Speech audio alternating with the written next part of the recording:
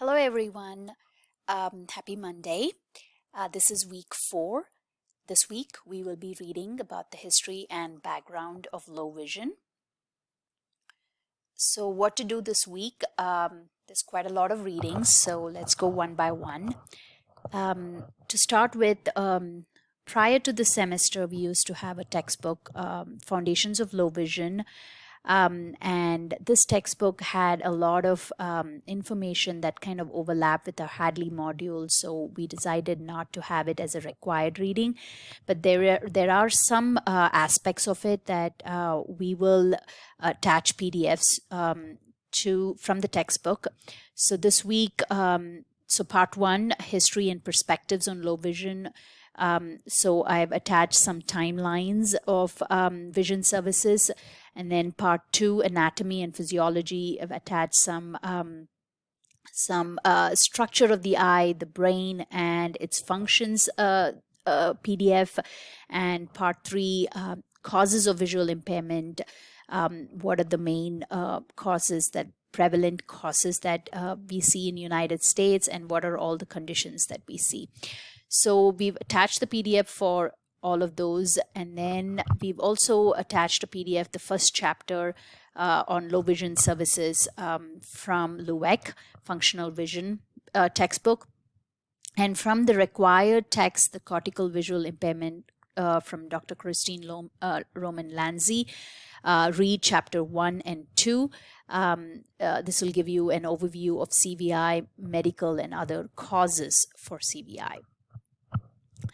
And apart from the readings, complete Hadley lessons 7 and 8.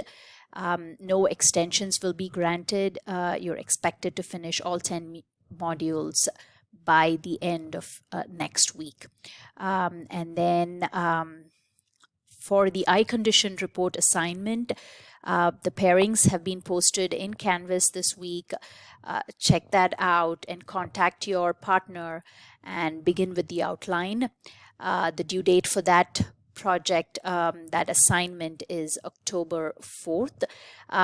Think of how you would write about the eye condition that you have chosen in simple layman terms to a general education teacher. The basic format of the eye condition report is attached in this module. It really doesn't mean that you have to follow that format. Be creative and do not copy from websites. We want we want the eye condition report written in your own words, so that the general education team can understand. And then finally, post to the discussion board.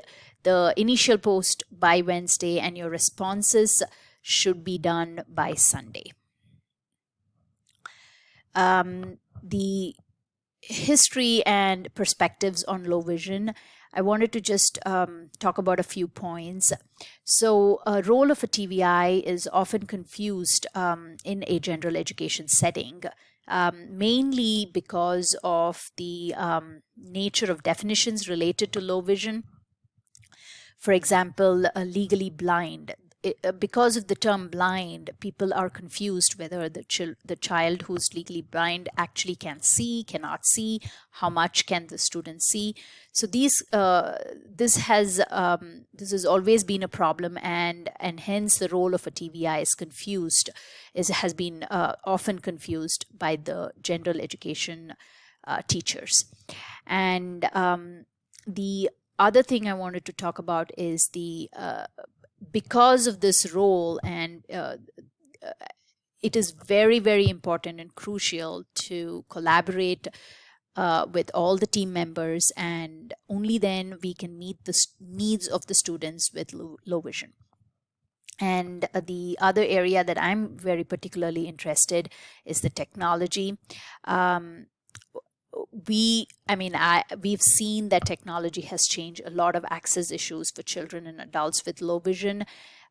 So we need to think about how we can maximize technology in order to include students with low vision in general education setting. The final thing that in this week's Canvas, we've attached a timeline. It was interesting to see the timeline changes of educational services between 1950s to 1990s, so check that out. So the other topic is a cortical visual impairment. This is a topic you will come across in almost all the courses in your program. We will learn how, we are hoping by the end of the semester, you will learn how to, what is CVI and how to assess or do a functional vision assessment on a student with CVI. And Dr. Christine Roman Lanzi is a person who's done a lot of work in relation to CVI.